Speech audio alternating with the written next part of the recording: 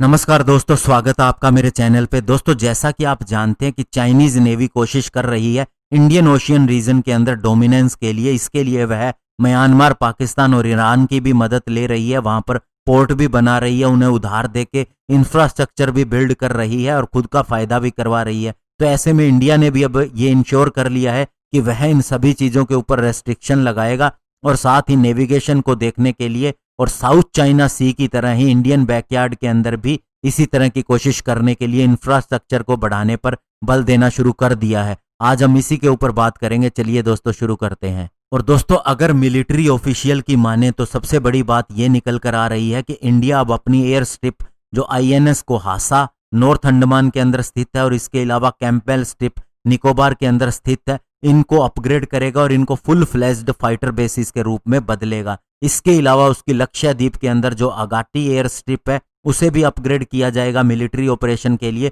और इस तरह से वह बंगाल की खाड़ी और मलक्का स्ट्रेट और अरेबियन सी और गल्फ ऑफ एडन तक अपनी रीच भी बढ़ा सकेगा और सिक्योरिटी भी कर सकेगा। और ये दोस्तों इंडिया के लिए एक नए एयरक्राफ्ट कैरियर की तरह ही होंगे, क्योंकि मेन इंडिया से काफी दूरी पर अब इंडिया का एक पोर्ट होगा, एक बेस होगा मिलिट्री, और साथ ही यहाँ से दुनिया भर के शिप्स यहाँ से गुजरते हैं और दुनिया भर का ट्रेड यहाँ से होता है। तो ऐसे में दोस्तों इंडिया का ये बहुत ही इंपॉर्टेंट कदम है। और दोस्तों, ये सब करने के पीछे एक और कारण भी बताया जा रहा है, वो है चाइना का 70 साल का सपना जो अब पूरा हो सकता है थाईलैंड के द्वारा। क्योंकि दोस्तों, चाइना अब थाई कनाल, जिसे करा कनाल भी कहते हैं, उसे पूरा करने जा रहा है। ये एक तरह का एक प्रोपोज्ड रास्ता है जिसके तहत मलेशियन पेनिसुएला, जो कि 800 किलोमीटर दूर है बैंकॉक से, और गल्फ ऑफ थाईलैंड और अंडमान सी को साथ में जोड़ा जा सकता है। और इससे चाइना को एक बाईपास मिलेगा कि वह मलक्का स्ट्रेट से न होके इस रास्ते से जाए। और मलक्का स्ट्रेट से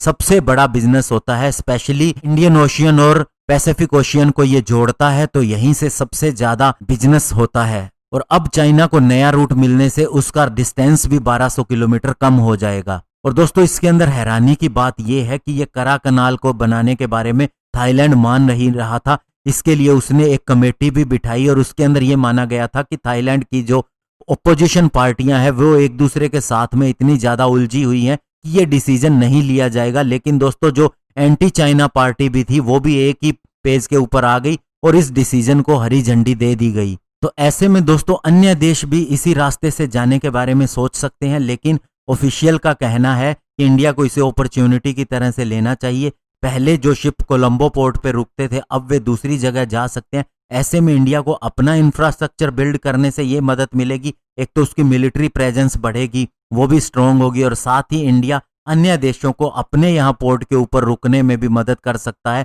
और इससे इंडिया को बहुत बड़ा फॉरेन एक्सचेंज भी मिलेगा। तो ऐसे में दोस्तों, इंडिया ने तैयारी कर ली है इस एरिया को डोमिनेट करने के लिए, और साथ ही अमेरिका भी साथ में आ गया है। उसके B-2 बॉम्बर भी यहाँ पर उड़ान भर चुके हैं। इसके अलावा दोस्तों, उसकी एक बार प्रैक्टिस भी हो चुकी है और साउथ चाइना सी के अंदर भी उसने अपना एयरक्राफ्ट कैरियर उतार दिया है। साउथ कोरिया के साथ में भी वह प्रैक्टिस कर रहा है। इसके अलावा एशियान कंट्रीज भी इंडिया के साथ में है। तो इस तरह से इंडिया जल्दी से चांस नहीं देगा चाइना को डोमिनेट करने के लिए। और लद्दाख में हमारा ऑलरेडी तनाव चल रहा है। यही कारण है कि अब इंडिया बहुत आगे बढ़ के इन चीजों को सोल्व कर रहा है और अपनी अपग्रेडेशन के ऊपर काम कर रहा है। धन्यवाद। जय हिंद।